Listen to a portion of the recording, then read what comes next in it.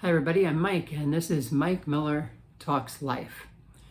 Today's quote, almost everything will work again if you unplug it for a few minutes, including you. Kind of more of a thought than a quote, kind of a long quote. I think it's pretty interesting how when electronic devices aren't working right, often the advice is to unplug it or turn it off. Wait a little bit and then turn it back on or plug it back in. Your printer, your phone, your computer, the internet, modem box. If you go to an Apple Genius bar, they're going to ask you, have you rebooted it? And for them, that often means, have you turned it off and turned it back on?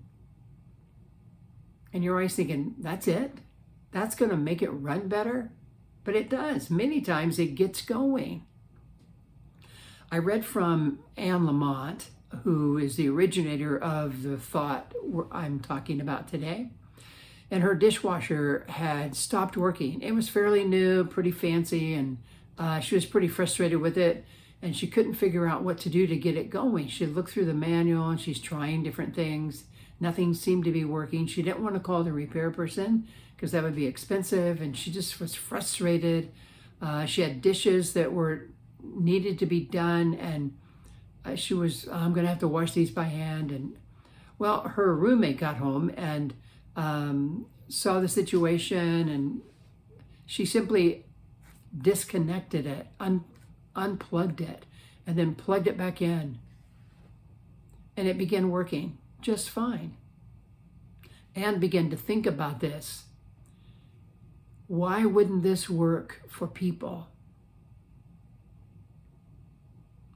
Why can't people unplug and then plug back in and be better?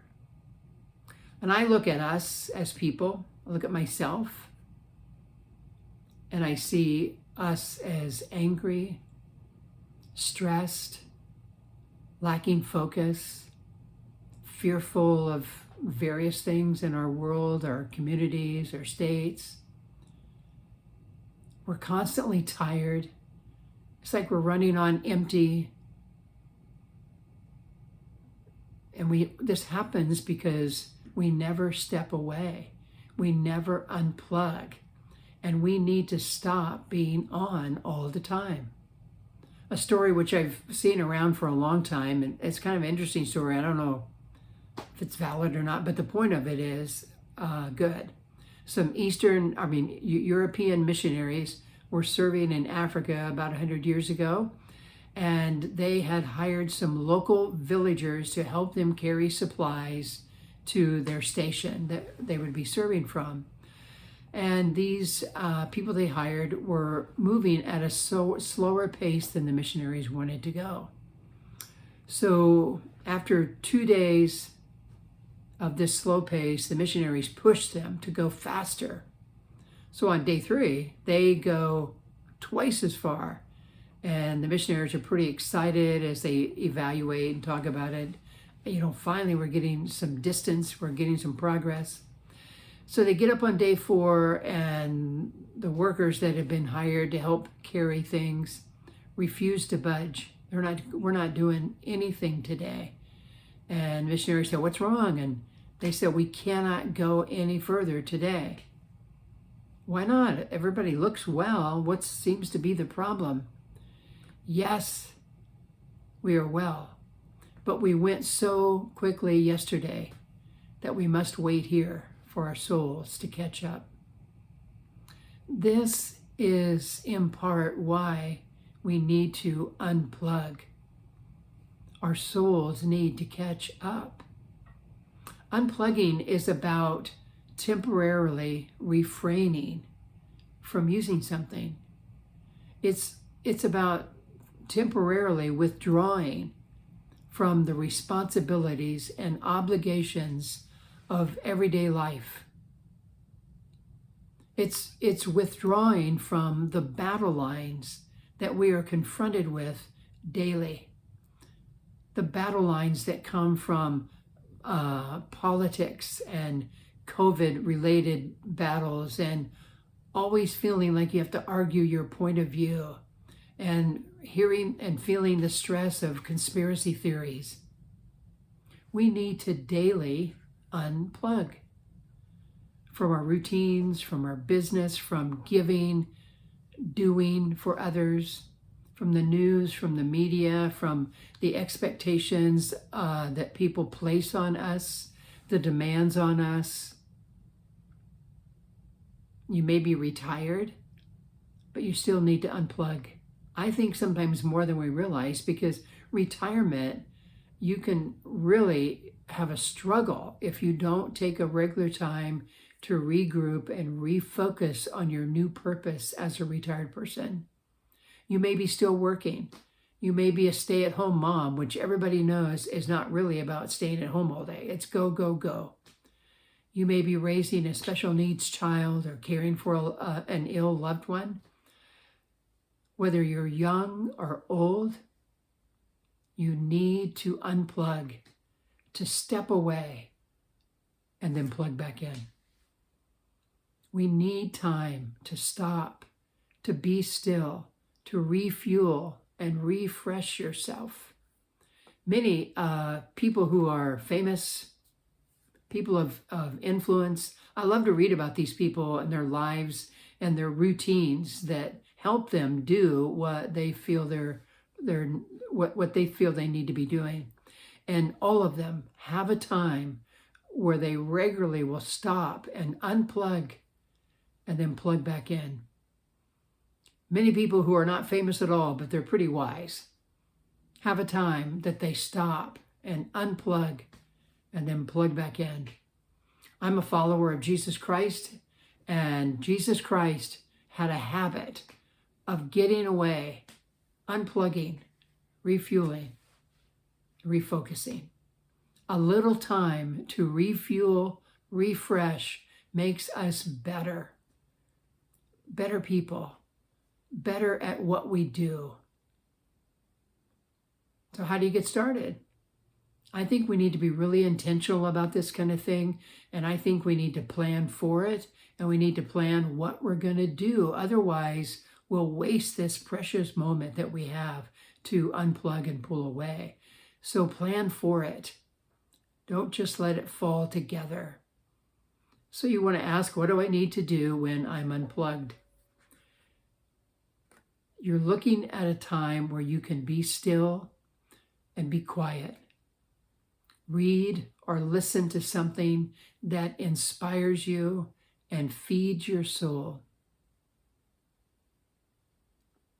You need to align yourself with your purpose, what you're about, your values. I like to align myself with those things, but also I like to align myself with God, my maker. And you want to recommit to God if you're a faith person, so that you're not just serving your boss or your kids or all the things you do. You're serving Him. Refocus on your purpose. Maybe take a walk if you can squeeze that in.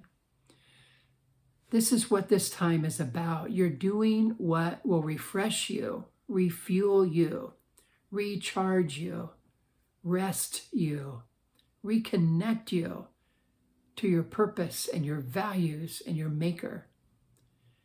Help you get a healthy perspective on your life and the issues of the day. Become clear about why you're doing what you do. When is the best time for you to unplug? Well, fortunately, it can be any time. Whenever you're the most ready to be quiet and still. Whenever you can find that moment to be alone. I prefer mornings. I'm a morning person. I love the morning. I love the quietness. I love how it feels. I like having coffee in the morning. But you have to decide what's good for you. And it's a time that's going to really help you refuel, refresh, recharge, all those RE things I listed, reconnect. It's not a time to be with the family. It's not a time to be with your children or your husband or your wife, you find another time for that. This is a time for you. We all need this time.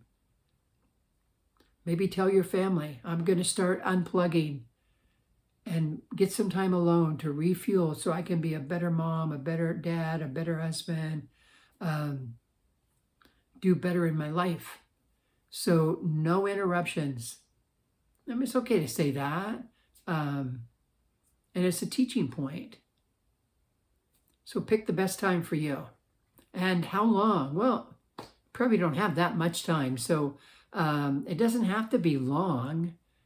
Sometimes 5 minutes doing the right thing can just really turn your day around.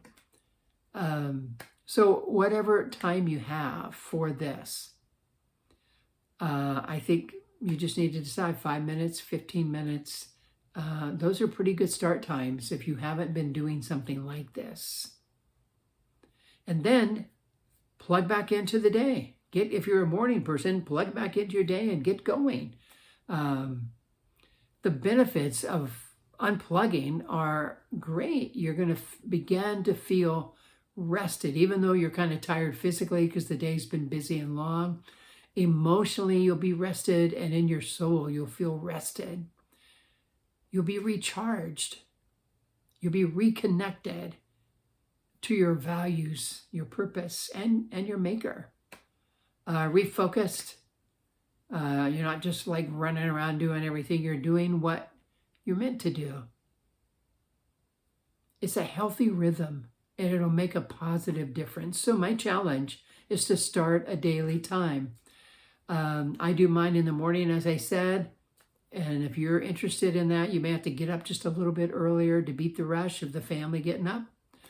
I like just to be still and be quiet, breathe deeply. I have coffee, not very much. And I just want to align myself with my purpose and my maker. I do this with prayer, just expressing my heart to God. And sometimes I'll recite the Lord's Prayer or pray through that, reflect on that.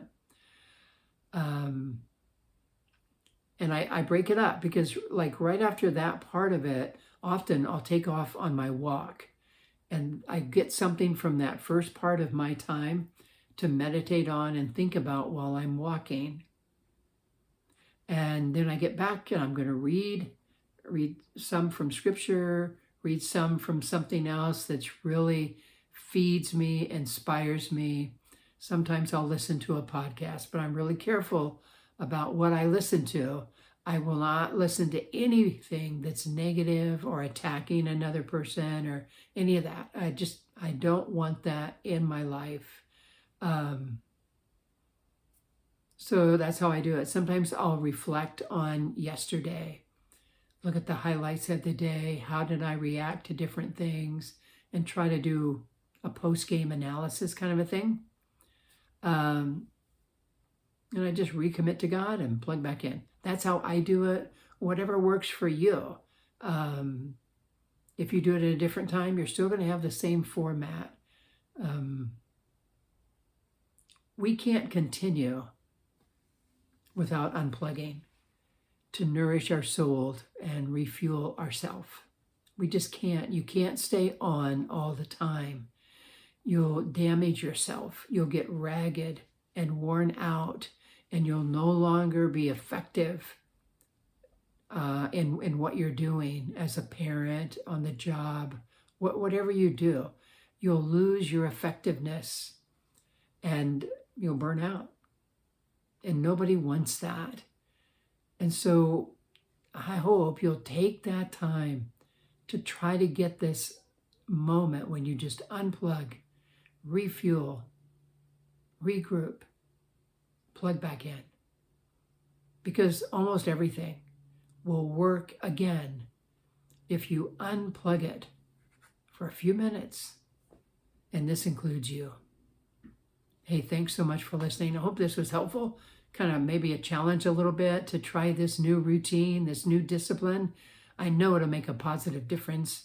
So I hope it's been helpful, and maybe you want to share it with somebody who's kind of ragged and they need to start doing something different. So thanks for listening. And I know it's late this week, but a lot going on. So until next time, I hope you have a great week.